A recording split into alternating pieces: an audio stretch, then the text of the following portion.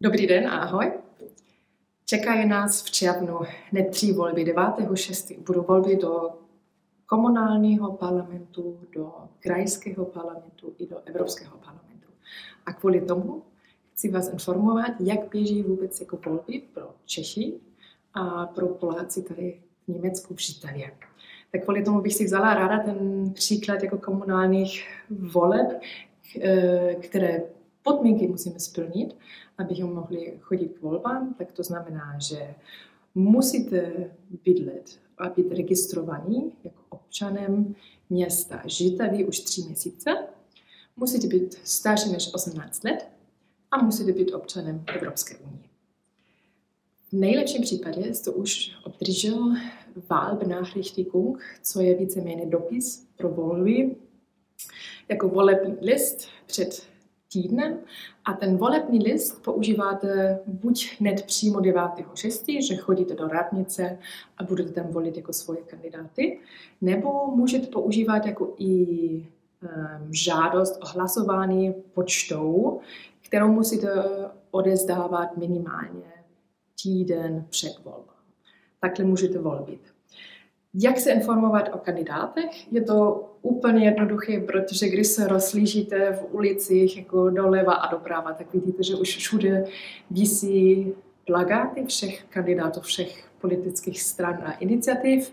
A když chcete jako blíž dostat do kontaktu, tak najdete všechny informace na Stadtanzeiger města Žitavy nebo na výběhových stránkách města Žitava. Kdo kandiduje a kolik míst budou vůbec jako ve Stadtrátu ve Žitavě, tak celkově máme 26 míst, které se budou obhájit, a těch 26 míst budou žádat celkově 107 kandidátů a kandidátek. Celkově jsou to 11 stran a sdružení voličů. A nejlepší možnost je například se dostat do kontaktu a dozvědět víc o volební program, o cíli pro rozvoj města. Když například chodíte ve středu na náměstí, tam jsou víceméně všech těch stran zastoupené, které se prezentují jednotlivé kandidáty. Jinak vás můžu doporučit se podívat vždycky na webové stránky různých iniciativ a stran, například Citau 2024.de, tam najdete volební program místního spolku Sozialpartei Deutschlands, Sozialdemokratische Partei Deutschlands, SPD.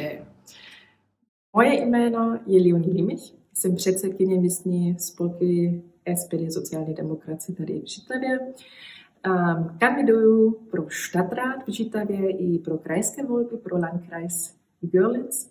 A kdybyste potřeboval další informace, můžete se sejít se mnou na náměstí vždycky ve středu nebo klidně u nás ve Solidaritätsbüro tady v Reichenbacher Straße. Jinak, co je pro nás důležité, chceme určitě chránit jako divadlo tady v městě, chceme posílit spolky, sportovní spolky a kulturu tady v městě. Stojíme za to, že posílíme česko-německé a polské vztahy přes různé projekty a hlavně jako abychom zapojili jako občany.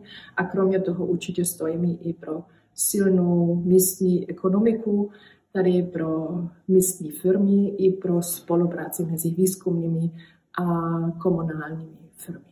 Tak jestli chcete vědět víc, podívejte se na stránky citau2024.de. Těšíme se na vás ve volbách 9.6. Ahoj a nasledanou.